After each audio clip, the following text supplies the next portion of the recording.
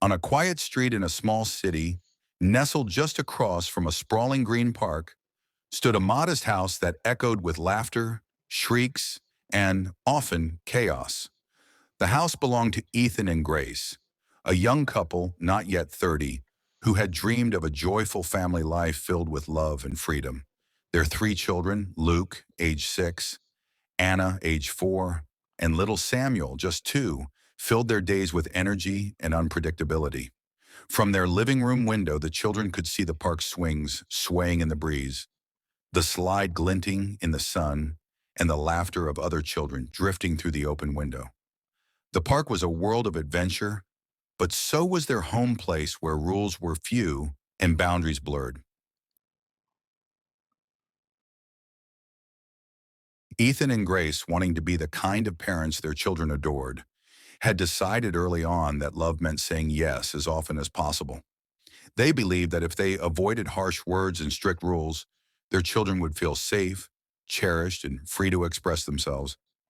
Although they had wished for a caring family and affection from their children, things have unfortunately turned out poorly. Luke, the eldest, often argued with his parents and ignored their requests. Anna, quick-witted and stubborn, would throw tantrums when things didn't go her way. Samuel, still learning to talk, followed his siblings' lead. Mealtimes became battlegrounds, bedtime a nightly ordeal, like a storm that never ended.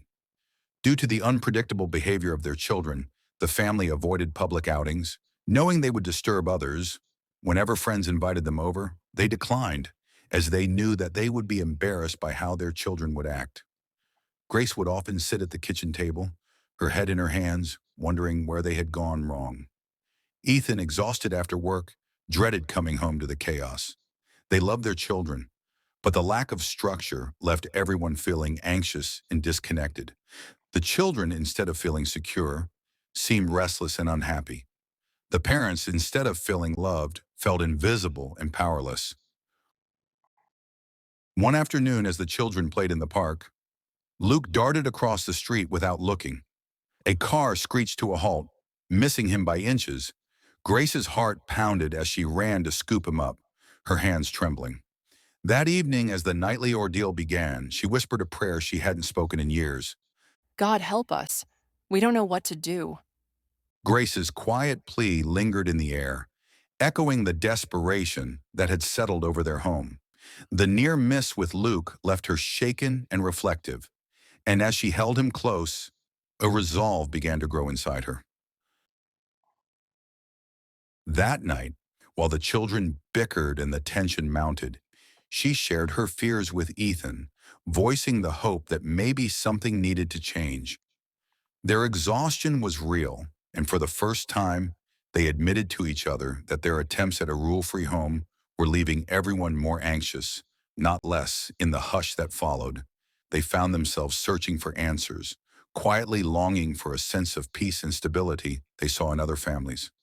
It was the beginning of a shift, one fueled by vulnerability, a whispered prayer, and the dawning realization that they could not do this alone. The days that followed brought even more turmoil. Anna, upset by Luke's bossiness, shoved Samuel off the porch, leaving him with a scraped knee and tears. Luke, after not getting his way, stomped off to his room and slammed the door so hard it cracked the frame.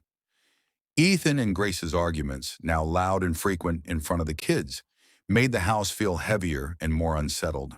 The children grew anxious and confused, especially Luke, who wondered if his parents even loved each other. Neighbors noticed the shouting and sadness one evening. Mrs. Jenkins from next door softly suggested. Have you thought about going to church? Ethan and Grace, both raised in church but distant now, began to observe the families walking to the little church nearby. These families seemed peaceful. The parents spoke kindly, and their children were happy and well-behaved. Grace noticed the joy and laughter in the park across the street and wondered what those parents were doing differently. Curiosity grew. Was the church making a difference? After another exhausting night, Ethan said. Maybe we should find out for ourselves. Grace agreed, feeling a spark of hope. The next Sunday, Ethan and Grace dressed the kids and walked together to the church. The sanctuary was filled with warm light and the sound of hymns. The pastor greeted them with kindness. During the service, he spoke about family, obedience, and God's love, referencing Ephesians 6:1, "Children, obey your parents in the Lord, for this is right." He also shared stories from the Bible, including examples from Adam and Eve and Jesus, illustrating the importance of listening and following God's guidance.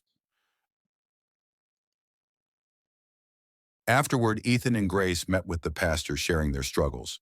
He reassured them, You're not alone. Children need structure, and we all need God's guidance. Would you come each week and let us walk this journey together? Ethan and Grace agreed, attending every service with hope. The pastor taught them about forgiveness, new beginnings, and prayer. One Sunday, moved by the sermon, Ethan and Grace knelt at the altar, trusting Christ as their Lord and Savior and asking Him to lead their family. Guided by the pastor, Ethan and Grace started making real changes. He suggested 3 essential rules: daily structure, establish a set routine for meals, play, chores, and bedtime, clear expectations for obedience, clearly state what's expected and respond with firm but appropriate consequences. No arguing in front of the children. Handle disagreements privately to give the kids a sense of security and respect. This first rule was the toughest. The kids were used to doing what they wanted, snacking anytime, staying up late, and leaving toys everywhere. With encouragement, Ethan and Grace made a schedule. Breakfast at 8, park at 10, lunch at noon, quiet time after, chores in the afternoon, dinner at 6, and bedtime at 8. At first, the kids pushed back. Luke grumbled about eating, Anna pouted over chores, and Samuel cried at bedtime. Ethan and Grace stayed steady, repeating the routine, praising when rules were followed, and calmly correcting when not. Gradually, the home changed. Meals became times for laughter. Bedtime brought calm stories and prayers. The predictability made the children more relaxed and cooperative. Samuel, once quick to tantrums, now calmed down with routine. Anna started to enjoy her quiet time with books. Luke, though, still testing limits, began helping with the table and tucking in his siblings. The second rule required Ethan and Grace to be clear and consistent. Instead of vague requests, be good, or don't make a mess, they gave specific instructions. Please put your shoes by the door. We wash our hands before dinner. When I say it's time to leave the park, you come right away. They explained the reasons behind the rules, connecting them to safety and respect. We hold hands when we cross the street so everyone stays safe. We clean up our toys so no one trips and gets hurt. When the children obeyed, Ethan and Grace offered praise. Thank you, Anna, for listening the first time. Luke, I appreciate how you helped your brother. When they disobeyed, consequences were clear and fair. A missed trip to the park, a favorite toy put away for the day, or a quiet talk about what went wrong. The parents learned to follow through, even when it was hard, knowing that consistency builds trust in security. Ethan did not hesitate to use biblical discipline. Though it was rarely needed, the children, though sometimes frustrated, began to understand that obedience was not about losing freedom, but about living together in peace. Luke, who had once run into the street without looking, now stopped and waited for his parents. Anna, who had pushed her brother, learned to use words instead of hands. Samuel, still learning, watched his siblings and followed their lead. The third rule was perhaps the most transformative. Ethan and Grace, like all couples, sometimes disagree about money, chores, or how to handle the children's behavior. In the past, their arguments had spilled into the open, leaving the children anxious and confused. Now they made a promise. We will not argue in front of the kids. If we need to talk, we'll do it privately. This was not easy.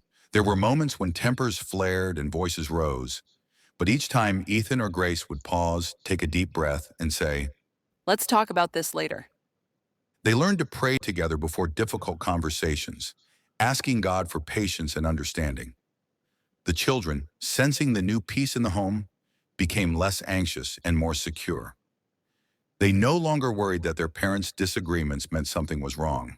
Instead, they saw a model of respect and self-control.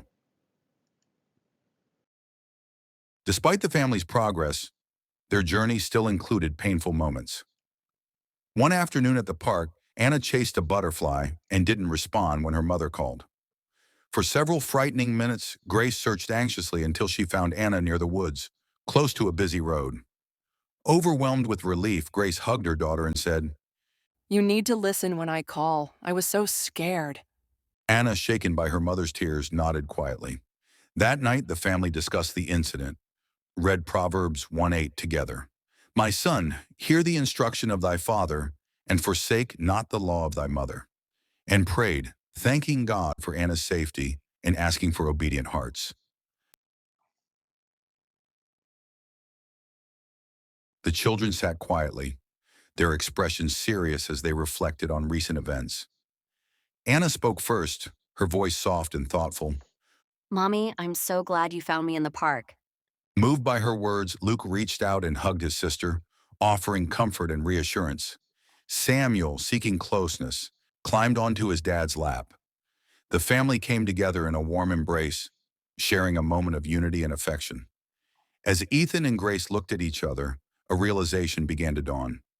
They understood that their deepest desire was for their children to love them. However, they also recognized that simply allowing the children to do whatever they wished did not cultivate genuine love or security. Instead, by establishing thoughtful boundaries, Ethan and Grace showed their true care and concern for their children's well-being. Over time, the children came to understand that these boundaries were not restrictions, but thoughtful guides set by their parents out of love obedience, they realized was never meant to confine them, but to offer a sense of protection and security within the family. The rules and limits helped them feel cared for, showing that their parents wanted them to flourish safely and happily. As a result, the children's love for their parents deepened, rooted in the trust and safety that came from knowing their parents cared enough to guide them